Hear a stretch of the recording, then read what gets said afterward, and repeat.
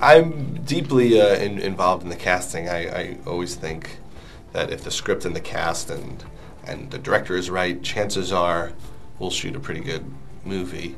I work a lot with Allison Jones and Jeannie McCarthy, Jewel Bestrip. Those are three people that have done the majority of my movies. And Allison Jones did all of the movies that I directed. And she found all of the Freaks and Geeks kids and all the people on Undeclared. And I just think she's a genius. Do you two ever have like disagreements about who you want to cast? I mean, obviously you have the final say, but... No, because she's just so good that she'll say, you should use this guy for this. Go meet him, and most of the time, she's right in the ballpark. I've never gotten a call from Allison where she goes, "You must be crazy. I quit if you're hiring that guy." So if an actor's lucky enough to get an audition with you, Yes. Is there anything you'd want them to know coming into that scary room? Well, our auditions are very loose. We usually do the scene once and then improvise it once or twice. Like, we immediately say, okay, let's do it again.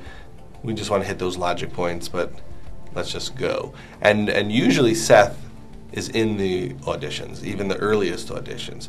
That allows us to get a feel for the script and the material to see if what we've written is working, and then we can get a sense of if there's chemistry between Seth or whoever the actors are with the people who are auditioning. Usually when people are reading with a casting director, it's pretty uncomfortable and stiff, and it's hard to get something going when someone is reading the other side like this. So I like to have the real actors there as much as I can.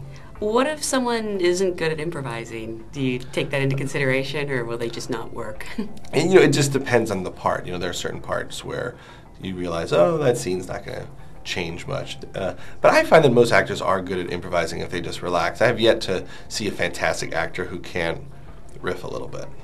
So people who have worked with you before, do you ever have to audition them again for parts, or do they just kind of get a spot in the next movie? I haven't done that. That's an interesting question. I haven't brought people in to read for new parts.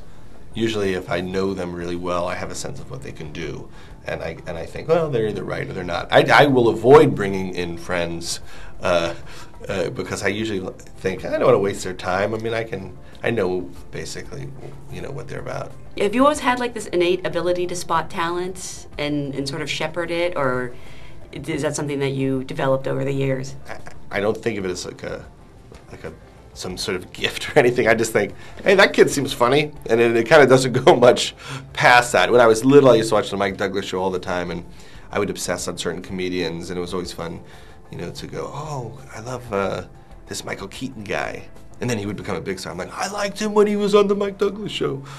So I've always gotten a kick out of, trying to figure out, who was great and people that might go on to bigger things.